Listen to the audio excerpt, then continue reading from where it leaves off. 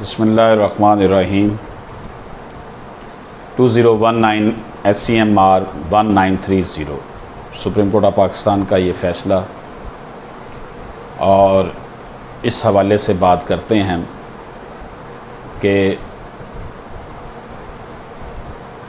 Trial court ने दावा खारिज कर दिया, लोअर अपीलेट कोर्ट ने दरख्वास्त हिंदा के हक़ में फ़ैसला दे दिया, हाई कोर्ट के एक जज ने लोअर अपीलेट कोर्ट के हुक्म को बहाल रखा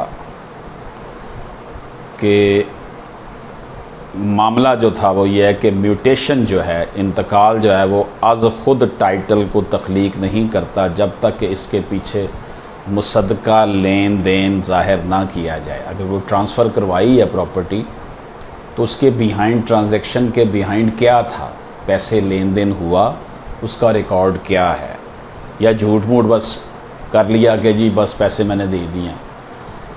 किसी फ़रोख्त कुनिंदा के बग़ैर, फ़रोख्त या इसके किसी नुमाइंदे के बग़ैर महज एक तमाशा था। दरख्वास्त गुज़ार के ज़रिए से यानी कि निशानदही की गई थी मुकदमा दायर करने के लिए ताकि पेशगी कब्ज़ा हासिल किया जा सके। मुकदमे की सुमात के दौरान अदालत के सामने ऐसा कुछ भी नहीं किया गया जिससे साबित हो सके कि दरख्वास्त गुज़ार ने कभी कोई मुकदमा इस ज़िम्मन में दायर किया था या नहीं। जो कागजात पहली दफ़ा सुप्रीम कोर्ट में पेश किए गए वो मुतल्लिका तफसीलात से आरी थे। अदालत उज़्मा ने इस मामले में मुदाखलत करने से इनकार कर दिया था क्योंकि ज़ेरे बहस लेन देन के इस मामले में धोखाधड़ी का अंसर पाया जाता था। धोखाधड़ी से अदालती कार्रवाई को नुकसान पहुंचा था, लेकिन इस धोखाधड़ी के ख़िलाफ़ हदायत देने पर पाबंदी नहीं लगाई जा सकती थी। अंदरीन हालात दरख्वास्त अपील को बर्खास्त किया जाता है। ये है जनाब अदालत सुप्रीम कोर्ट का एक केस लॉ जो मैंने आपके सामने पेश कर रहा हूँ। इस मुकदमे में एक खातून ज़ैनब बीबी, जिसे सिविल जज कोर्टा ने बज़रिया फ़ैसला मुकदमा से बेदखल कर रखा था, फ़ैसले के लिए अर्ज़गुज़ाश्त की है कि इससे मुअर्रखा 14/8/1970 की जो म्यूटेशन है उस पर इतराज़ है और वो इससे उसका राइट जो है वो मुतासर हुआ है। इसका वालिद जो था वो फालज का मरीज़ था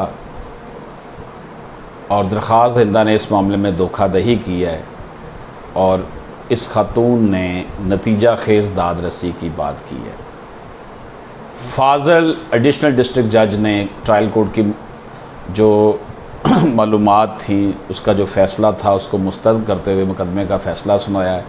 इस फ़ैसले को रावलपिंडी बेंच ने जो है वो बरकरार रखा। इसे मुख्तलिफ़ वजूहा की बिना पर काबिल एतराज़ बनाया गया, जिसमें अदालत से रुखसत, सही लेन देन के मामले को बिगाड़ना, यानी अदालत से लीव लेना, लीव टू डिफ़ॉल्ट, मुकर्रर तारीख़ का गुजर जाना, फ़रोग़्त से मुतल्लक़ मुबालगा राय और इसकी तरफ से दायर किए गए मुकदमा की बुनियाद पर इस किता राज़ी पर कब्ज़ा का इल्ज़ाम लगाया है, जिसे जवाब दहिंदा ने मुस्तरद कर दिया कि कौमी यानी यौम तातील पर रेवेन्यू के अमले का किता राज़ी में जो इंतकाल करना है वो दुरुस्त नहीं था, और वो भी फ़रोख्त कुनिंदा और 2 गवाहान की अदम मौजूदगी में।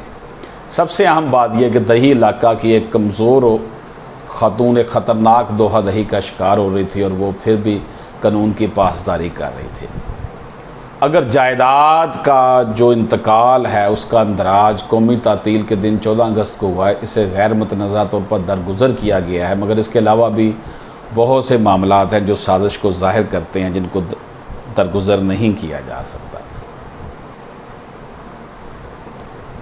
अगर ये मान लिया जाए कि जवाब दहिंदा का वालिद जिस्मानी तौर पर पाहज शख्स था, लिहाजा इस काबिल नहीं था कि वो किसी किस्म की कार्रवाई में हिस्सा ले सकता, ना ही इसकी तरफ से कोई नुमाइंदा भेजा गया। पाकिस्तान लैंड रेवेन्यू एक्ट 1967 के सेक्शन 42 के तहत रोज़नामचा में इसका अंदराज नहीं किया गया। मन जुमला ये कि लेन देन के मामले की तस्दीक के लिए 2 अफराद का तयन करना, कवायद की पासदारी ना करना, जो है वो गलत है। मुश्तबा अंदराज से ज़ाहिर होता है कि तमाम मामला देहाती इलाके में रहने वाली कमज़ोर औरत के कानूनी हकूक़ पर सवालिया निशान है।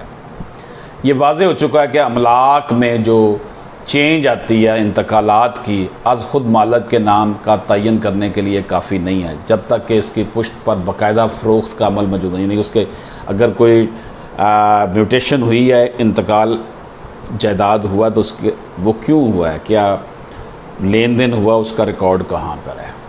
किसी किस्म की फ़रोख्त के बग़ैर किसी फ़रोख्त कुंदा के पास बाख्तियार नुमाइंदा के महज धोखा है।